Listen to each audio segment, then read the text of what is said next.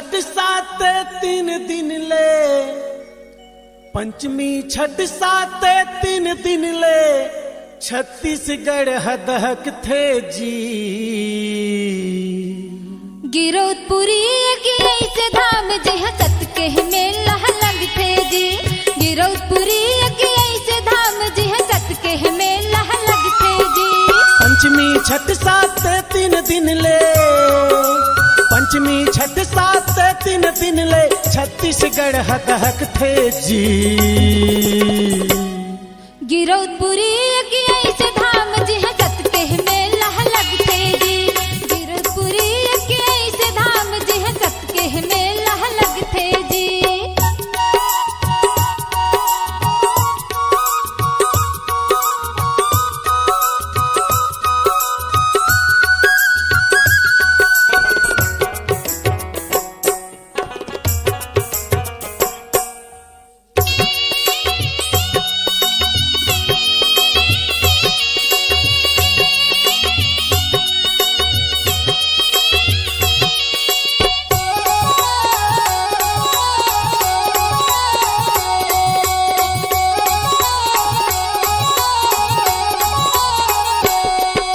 सतला साबित करे बर बाबा ठाने अटल परन।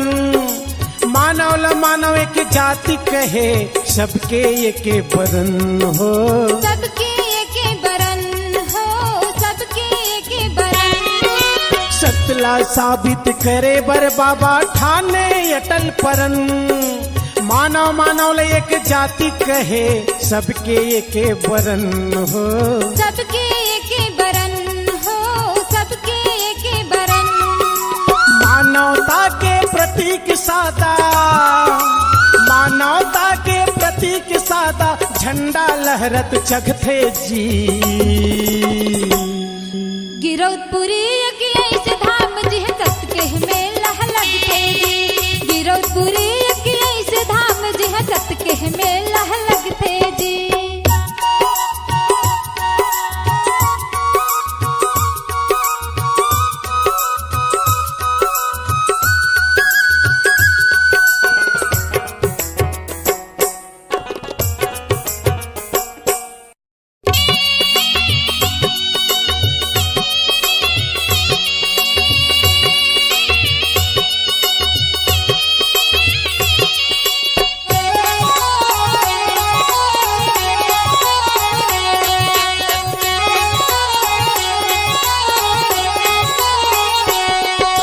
चरण अमृत कुंड बन के धरती थोर के गंगा मैया। अचरज महिमा बताए बैठ के औरा धौरा के छैया हो। औरा धरा के छैया हो, औरा धरा के छैया।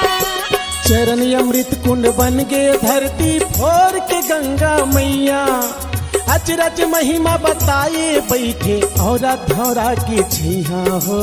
औरा धरा के छैया हो, औरा धरा के छैया।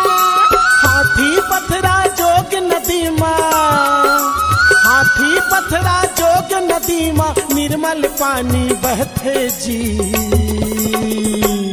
गिरौदपुरी की ऐसे धाम जी हसत के मेला लगते जी। गिरौदपुरी की ऐसे धाम जी हसत के मेला लगते जी।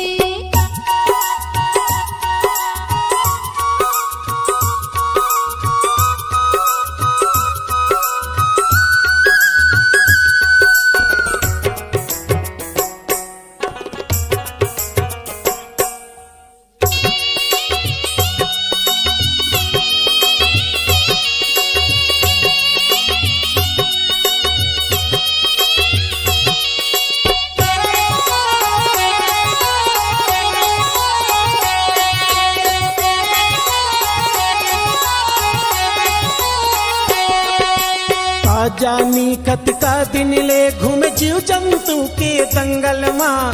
सतल खोज निकाले बाबा बैठे तय घन जंगल माँ। बैठे तय घन जंगल माँ, बैठे तय घन जंगल माँ। जानी कत का दिन ले घूम जीव जंतु के दंगल माँ। सतल खोज निकाले बाबा बैठे तय घन जंगल माँ। बैठे तय घन जंगल माँ,